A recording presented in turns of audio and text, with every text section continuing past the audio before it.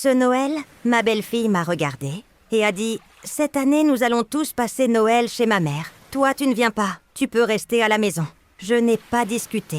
J'ai juste souri, leur ai souhaité un joyeux Noël et le lendemain, j'ai réservé un vol pour les Caraïbes. Quand j'ai publié mes photos sur Instagram, mon téléphone a presque explosé. Tout le monde posait la même question. Qui était l'homme assis à côté de moi? Mais avant de continuer, s'il vous plaît, laissez un like sur cette vidéo. Abonnez-vous à la chaîne et dites-moi de quelle ville vous regardez cette histoire. Maintenant, laissez-moi vous raconter tout depuis le début. Cette histoire peut changer la manière dont vous voyez la famille, l'amour et les secondes chances. Mon nom est Marie et j'ai 70 ans. Je vis seule dans une petite maison dans le 15e arrondissement de Paris, pas loin du parc André Citroën, où j'aime me promener les dimanches matins quand il fait beau. Ma maison n'est pas grande, mais c'est la mienne. Je l'ai achetée avec mon propre argent après des années de travail comme infirmière à l'hôpital Necker. J'ai travaillé dur toute ma vie. Des gardes de nuit interminables, des week-ends sacrifiés, des Noëls passés au chevet de patients pendant que ma propre famille m'attendait à la maison. Mais je ne me plains pas. J'aimais mon métier. Et grâce à lui, j'ai pu construire une vie décente. Mon mari Jacques est décédé il y a 8 ans d'un cancer du pancréas. Nous avons été mariés pendant 42 ans et sa mort a laissé un vide immense dans ma vie. Jacques était un homme bon, patient, qui me faisait rire même dans les moments difficiles. Nous avons eu un fils ensemble, Thomas, qui aujourd'hui a 45 ans. Thomas est ingénieur. Il travaille pour une grande entreprise de télécommunications et gagne très bien sa vie. Je suis fière de lui même si parfois je le reconnais à peine. Il est marié depuis 10 ans avec Céline, une femme que franchement je n'ai jamais vraiment comprise. Céline vient d'une famille aisée de Neuilly-sur-Seine et elle a toujours eu cette manière de regarder les gens de haut, comme si elle était meilleure que tout le monde.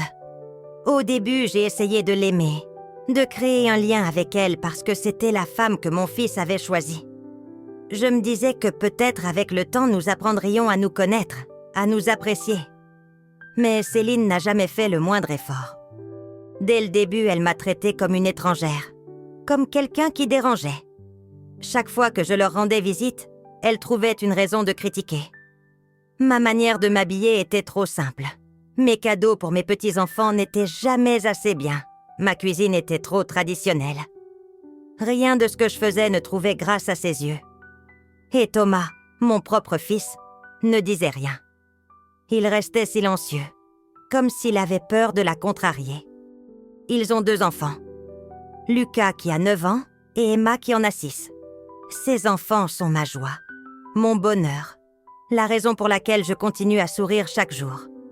Mais Céline contrôle tout. Elle décide quand je peux les voir, combien de temps je peux rester avec eux, ce que je peux leur offrir. C'est devenu insupportable avec le temps. Mais ce qui s'est passé ce Noël a dépassé toutes les limites que j'aurais pu imaginer. Tout a commencé début décembre.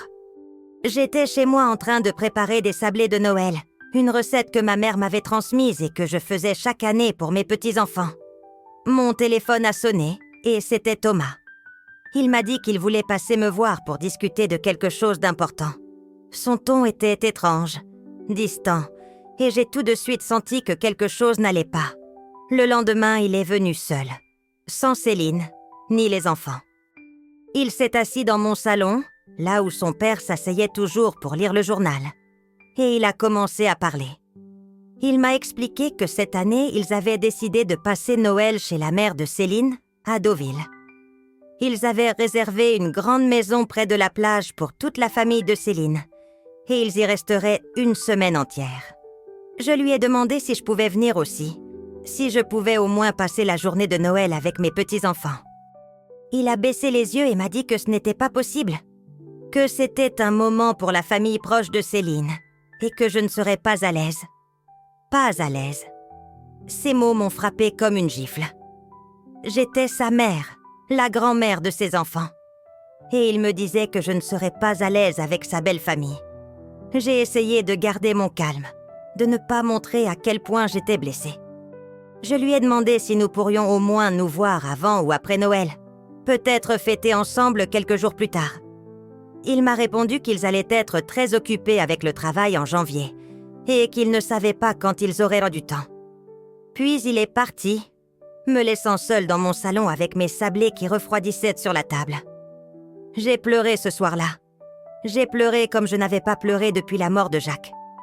Je me sentais abandonnée, rejetée par mon propre fils. Comment en était-on arrivé là? Quand avait-il cessé de m'aimer? Ou peut-être ne m'avait-il jamais vraiment aimé? Les jours suivants, j'ai essayé de me convaincre que ce n'était pas grave, que je pouvais passer Noël seule, que ce n'était qu'une fête comme les autres. Mais au fond de moi, je savais que c'était plus que ça. C'était le symbole de tout ce que j'avais perdu, de la famille que je n'avais plus. Une semaine avant Noël, Céline m'a appelée. Elle ne m'appelait jamais directement, alors j'ai été surprise. Elle m'a dit sur un ton froid et presque moqueur qu'il partait le 23 décembre pour Deauville et qu'il ne reviendrait que début janvier. Elle a ajouté que je pouvais rester à la maison et profiter du calme, comme si elle me faisait une faveur. J'ai senti la colère monter en moi, mais je me suis retenue. Je lui ai simplement souhaité de bonnes fêtes et j'ai raccroché. C'est à ce moment-là que j'ai pris ma décision. Le lendemain matin, je me suis réveillée avec une clarté que je n'avais pas ressentie depuis longtemps. Je ne passerai pas Noël seule à pleurer sur mon sort en regardant des vieux albums photos. Non. Si ma famille ne voulait pas de moi, alors je ferai quelque chose pour moi-même. J'ai ouvert mon ordinateur et j'ai commencé à chercher des destinations de voyage.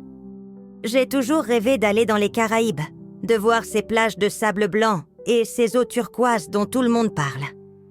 Jacques et moi avions prévu d'y aller pour notre retraite, mais la maladie nous en avait empêchés. J'ai trouvé un hôtel magnifique en Martinique avec vue sur la mer et j'ai réservé un vol pour le 24 décembre. C'était cher, mais j'avais des économies et pour la première fois de ma vie, j'ai décidé de les utiliser pour moi. J'ai acheté de nouvelles robes, un maillot de bain, un chapeau de soleil. Je suis allée chez le coiffeur et j'ai demandé une nouvelle coupe, quelque chose de plus moderne, de plus jeune. La coiffeuse m'a regardée avec des yeux émerveillés et m'a dit que j'étais magnifique. Quand je me suis regardée dans le miroir, je me suis à peine reconnue.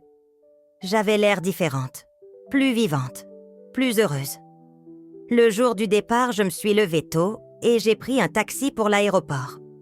Dans l'avion, j'étais nerveuse, excitée. J'avais l'impression d'être une jeune fille qui part à l'aventure. À côté de moi, il y avait un siège vide et j'étais contente d'avoir un peu d'espace pour moi. Mais au dernier moment, un homme est monté dans l'avion. Un homme grand avec des cheveux gris et un sourire chaleureux.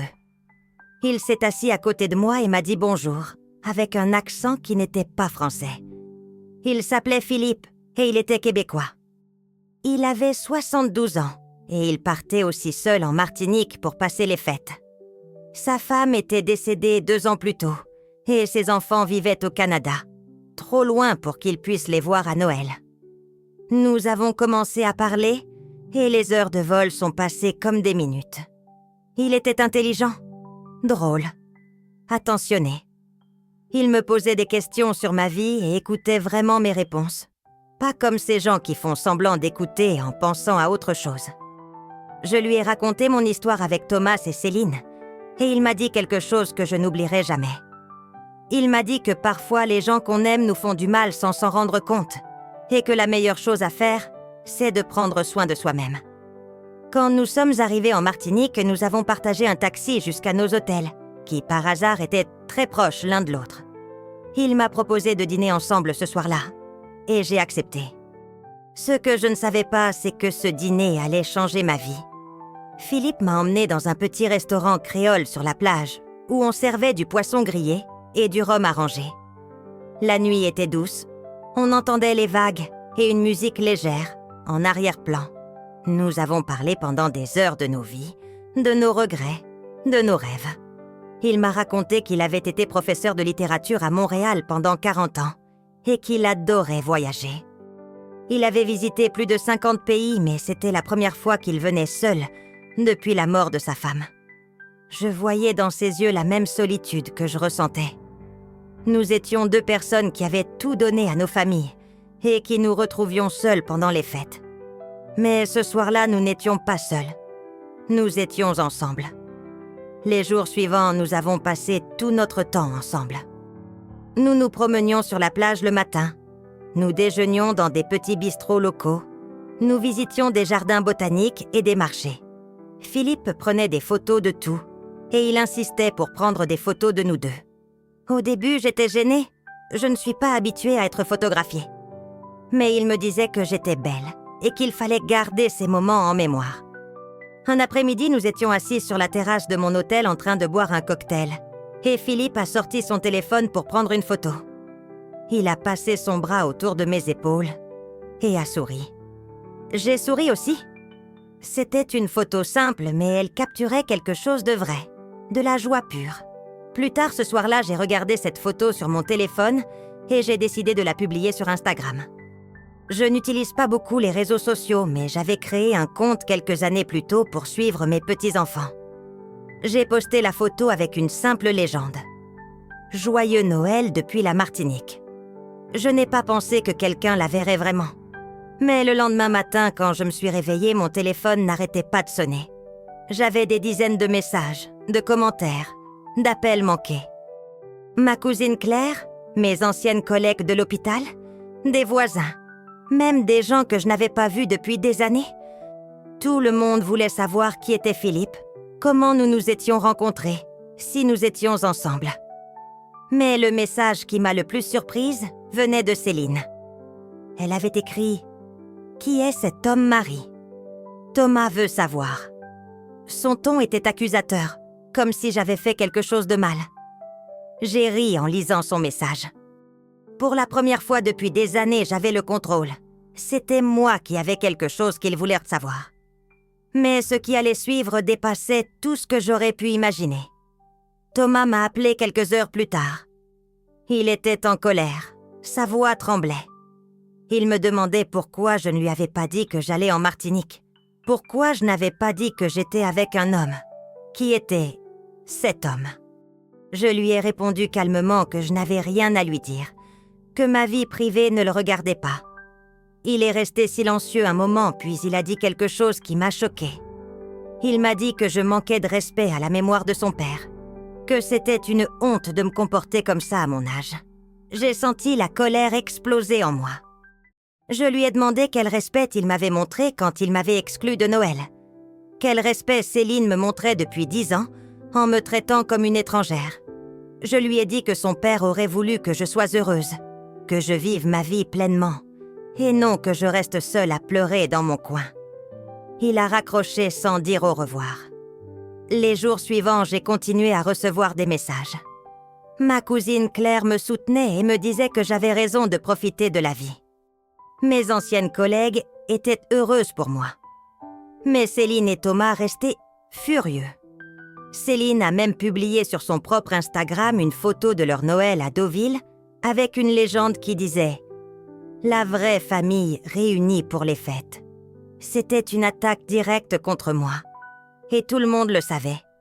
Philippe a remarqué que j'étais triste et m'a demandé ce qui n'allait pas. Je lui ai tout raconté.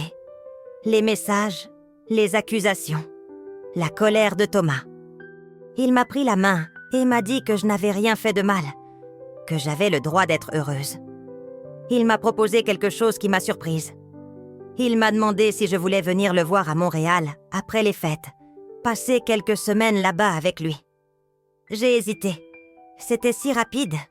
Nous nous connaissions à peine. Mais en même temps, je me sentais plus vivante avec lui que je ne m'étais sentie depuis des années. J'ai dit oui. Nous avons passé le reste de notre séjour en Martinique à planifier ce voyage. Philippe m'a montré des photos de sa maison à Montréal, de ses petits-enfants, de la ville en hiver.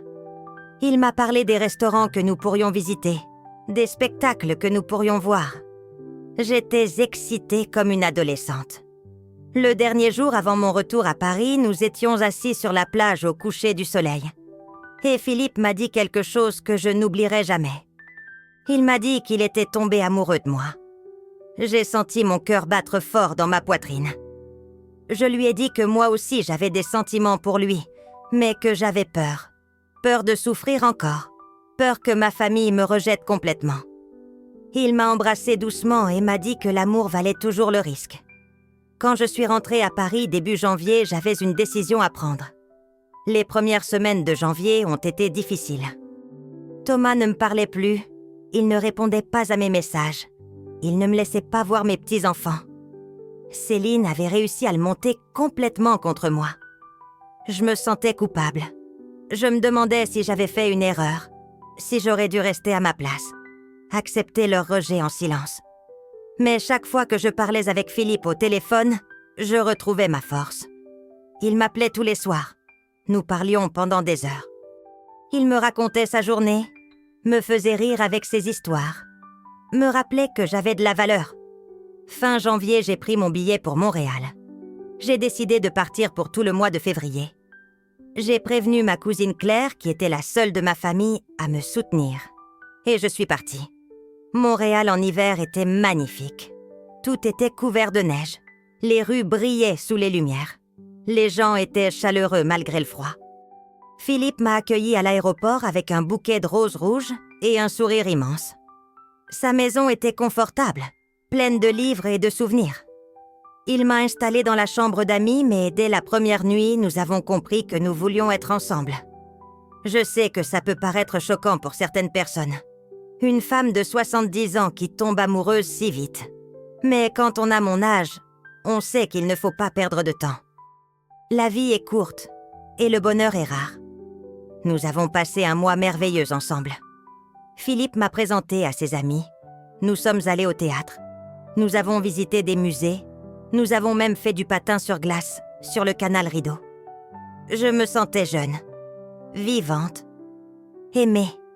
Ses enfants sont venus nous rendre visite un week-end et ils ont été adorables avec moi. Sa fille Anne m'a dit que ça faisait longtemps qu'elle n'avait pas vu son père aussi heureux. Pendant ce temps, à Paris, les choses empiraient. Ma cousine Claire m'a appelée pour me dire que Thomas et Céline racontaient à tout le monde que j'avais abandonné ma famille pour un homme que je connaissais à peine, que j'étais devenue folle, que c'était peut-être la démence. J'étais furieuse, mais je ne savais pas quoi faire. Philippe m'a conseillé de rentrer à Paris et d'avoir une vraie conversation avec Thomas, de lui expliquer mes sentiments, de lui montrer que j'étais toujours sa mère et que je l'aimais. Début mars, je suis rentrée à Paris. Philippe voulait venir avec moi, mais je lui ai dit que je devais faire ça seule. J'ai appelé Thomas et lui ai demandé de venir me voir. Il a refusé. J'ai alors décidé d'aller chez lui. Je suis arrivée chez Thomas un samedi après-midi. J'ai sonné à la porte et c'est Céline qui a ouvert. Elle m'a regardée avec mépris et m'a dit que Thomas ne voulait pas me voir. J'ai entendu les voix de mes petits-enfants à l'intérieur et mon cœur s'est serré. J'ai demandé à Céline si je pouvais au moins dire bonjour à Lucas et Emma. Elle a ri et m'a dit que je n'étais plus la bienvenue dans leur maison, que j'avais choisi un étranger plutôt que ma famille et que je devais assumer les conséquences. J'ai senti les larmes monter, mais je ne voulais pas pleurer devant elle. Je lui ai dit calmement que j'aimais mes petits-enfants plus que tout au monde et que rien de ce qu'elle pourrait faire ne changerait ça. Puis Thomas est arrivé à la porte. Il avait l'air fatigué, triste. Il m'a dit que je l'avais déçu, que je n'étais plus la mère qu'il connaissait. J'ai essayé de lui expliquer que j'étais toujours la même personne, que j'avais juste trouvé quelqu'un qui me rendait heureuse après des années de solitude. Il m'a coupée et m'a dit que tant que je serais avec Philippe, je ne ferais plus partie de leur vie. Céline souriait derrière lui. Elle avait gagné. Je suis rentrée chez moi ce soir-là complètement brisée. J'ai appelé Philippe en pleurant et il a pris le premier avion pour Paris. Il est arrivé le lendemain et m'a prise dans ses bras. Il m'a dit qu'il était désolé, que c'était peut-être à cause de lui que je perdais mon fils. Je lui ai dit que ce n'était pas sa faute, que les problèmes avec Thomas et Céline existaient depuis longtemps avant notre rencontre. Nous avons passé les semaines suivantes ensemble à Paris. Philippe a rencontré ma cousine Claire qui l'a adorée tout de suite. Il a rencontré mes anciennes collègues, mes voisins. Tout le monde trouvait que nous formions un beau couple. Mais l'absence de Thomas et de mes petits-enfants me pesait énormément. Un jour du mois d'avril, ma cousine Claire m'a appelée. Elle avait vu Céline au marché et avait entendu une conversation qui m'a glacé le sang. Céline parlait au téléphone avec sa mère, et elle disait qu'elle était contente que je sois enfin sortie de leur vie. Que maintenant elle pourrait contrôler Thomas comme elle le voulait sans que je vienne me mêler de leurs affaires. Elle disait aussi que Lucas et Emma avaient demandé plusieurs fois de me voir, mais qu'elle leur avait dit que j'étais partie vivre dans un autre pays et que je ne voulais plus les voir. C'était un mensonge horrible, et mes petits-enfants me croyaient abandonnée par moi. Quand j'ai appris ça, j'ai pleuré pendant des heures. Philippe était furieux. Il m'a dit qu'il fallait agir, qu'on ne pouvait pas laisser Céline détruire ma relation avec mes petits-enfants. Mais que pouvais-je faire ? Thomas ne me parlait plus, et les enfants étaient trop jeunes pour comprendre. C'est ma cousine Claire qui a eu l'idée. Elle connaissait la directrice de l'école de Lucas et Emma, et elle a réussi à organiser une rencontre pour moi un jour, à la sortie des classes. J'étais nerveuse. J'avais peur que Thomas et Céline découvrent, et se mettent encore plus en colère, mais je devais voir mes petits-enfants. Le jour venu, je suis allée me poster près de l'école. Quand Lucas et Emma sont sortis et qu'ils m'ont vu, leurs visages se sont illuminés. Ils ont couru vers moi en criant « Mamie » et se sont jetés dans mes bras. J'ai pleuré de joie en les serrant contre moi. Lucas m'a demandé pourquoi j'étais partie, pourquoi je ne les aimais plus. J'ai senti mon cœur se briser. Je me suis mise à leur hauteur et je leur ai expliqué que je ne les avais jamais abandonnés, que je les aimais plus que tout et que je pensais à eux chaque jour. Emma m'a demandé si c'était vrai que j'habitais maintenant dans un autre pays. Je leur ai dit que non, que j'habitais toujours dans ma petite maison à Paris et qu'ils pouvaient venir me voir quand ils voulaient. C'est à ce moment-là que Céline est arrivée. Elle était venue chercher les enfants et quand elle m'a vue, elle est devenue rouge de colère. Elle a attrapé Lucas et Emma par les bras et leur a dit de venir immédiatement. Lucas a résisté et a dit qu'il voulait rester avec moi. Céline l'a tiré plus fort et il s'est mis à pleurer. Des autres parents ont commencé à nous regarder. J'ai dit à Céline qu'elle n'avait pas le droit de me séparer de mes petits-enfants, que j'étais leur grand-mère et que je les aimais. Elle m'a hurlé dessus en plein milieu de la rue. Elle a dit que j'étais une vieille folle qui avait abandonné sa famille pour un homme, que je n'avais aucune morale, que je ne méritais pas de voir ses enfants. Les gens autour nous regardaient choqués. Une femme s'est même approchée et a demandé si tout allait bien. Céline a pris les enfants et est partie en courant. Lucas pleurait et criait qu'il voulait rester avec moi. Je suis restée là sur le trottoir complètement effondrée. Cette nuit-là, Thomas m'a envoyé un message horrible. Il me disait que si je m'approchais encore de ses enfants, il porterait plainte contre moi pour harcèlement. Je ne reconnaissais plus mon fils. Philippe était avec moi et il m'a consolée toute la nuit. Il m'a dit qu'il ne pouvait pas supporter de me voir souffrir comme ça, que nous devions trouver une solution. Le lendemain, j'ai pris rendez-vous avec un avocat spécialisé dans le droit de la famille. L'avocat m'a expliqué que j'avais des droits en tant que grand-mère, que je pouvais demander un droit de visite devant le tribunal si les parents m'empêchaient de voir mes petits-enfants. C'était une procédure longue et difficile, mais j'étais prête à me battre. Mais avant que je commence cette procédure, quelque chose d'inattendu s'est produit. 2 semaines plus tard, j'ai reçu un appel d'un numéro que je ne connaissais pas. C'était Hélène, la mère de Céline. Je ne lui avais jamais parlé directement, je l'avais juste vue quelquefois lors de réunions de famille. Elle m'a demandé si nous pouvions nous rencontrer pour discuter. J'étais surprise, mais j'ai accepté. Nous nous sommes retrouvés dans un café près du parc Monceau. Hélène était une femme élégante, dans les 75 ans, très bien habillée, avec des bijoux discrets. Elle m'a regardé droit dans les yeux et m'a dit qu'elle voulait s'excuser pour le comportement de sa fille. Elle m'a expliqué que Céline avait toujours été possessive et manipulatrice, même enfant. Elle contrôlait tout autour d'elle et ne supportait pas que quelqu'un d'autre ait de l'influence sur Thomas ou sur ses enfants. Hélène m'a dit qu'elle avait essayé de raisonner Céline, mais que sa fille ne l'écoutait jamais.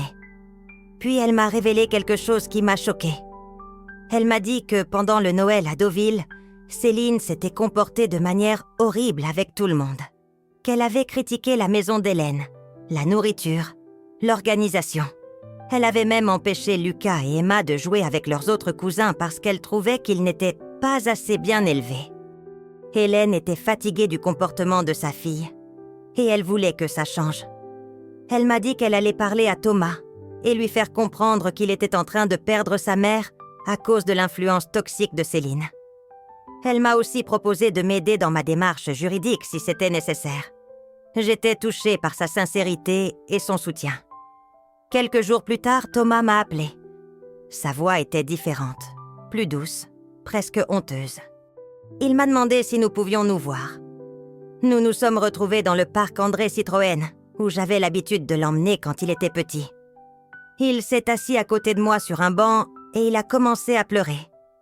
Il m'a dit qu'il était désolé, qu'il avait été aveugle, qu'il avait laissé Céline le manipuler. Il m'a dit que sa belle-mère lui avait ouvert les yeux, qu'elle lui avait expliqué à quel point Céline était toxique non seulement avec moi, mais avec toute la famille. Il a réalisé qu'il avait sacrifié sa propre mère pour faire plaisir à sa femme. Et il en avait honte. Je l'ai pris dans mes bras comme je le faisais quand il était enfant, et je lui ai dit que je lui pardonnais. Il m'a demandé de lui parler de Philippe, de comprendre qui il était vraiment. Je lui ai tout raconté. Comment nous nous étions rencontrés. Comment il m'avait redonné goût à la vie. Comment il me traitait avec respect et amour. Thomas m'a dit qu'il voulait rencontrer Philippe, qu'il voulait voir l'homme qui rendait sa mère heureuse. La rencontre a eu lieu quelques jours plus tard chez moi. Thomas et Philippe ont parlé pendant des heures. Philippe lui a raconté sa vie, sa carrière, ses enfants. Thomas a vu que c'était un homme bon, intelligent, qui m'aimait vraiment.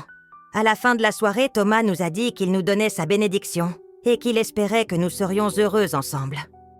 Les mois qui ont suivi ont été les plus beaux de ma vie. Thomas a repris sa place de fils attentionné. Il a aussi eu une longue conversation avec Céline et lui a imposé des limites. Il lui a dit qu'il ne tolérerait plus qu'elle me manque de respect ou qu'elle empêche les enfants de me voir. Au début, Céline a résisté, mais quand elle a vu que même sa propre mère était de mon côté, elle a compris qu'elle n'avait pas le choix. Elle a fini par accepter ma présence dans la vie de ses enfants, même si notre relation reste froide. Lucas et Emma viennent me voir tous les mercredis après-midi. Nous faisons des gâteaux ensemble.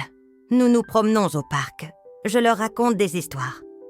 Ils adorent Philippe qui leur apprend des mots en québécois et leur raconte des histoires drôles sur le Canada. Philippe et moi avons décidé de vivre entre Paris et Montréal. Nous passons 6 mois dans chaque ville pour être proches de nos familles respectives. Ces enfants m'ont accueilli comme une membre de leur famille et mes petits-enfants canadiens m'appellent Mamie Marie. C'est une vie que je n'aurais jamais imaginée possible à 70 ans, mais c'est ma vie maintenant. Et je suis heureuse. La leçon que j'ai apprise de tout ça, c'est qu'il n'est jamais trop tard pour choisir le bonheur. Pendant des années, j'ai accepté d'être traitée sans respect, d'être mise de côté, de vivre dans la solitude, parce que je pensais que c'était mon rôle de mère et de grand-mère. Je pensais que je devais tout accepter, tout pardonner, tout sacrifier. Mais j'avais tort. Nous méritons tous d'être aimés, respectés et heureux, peu importe notre âge.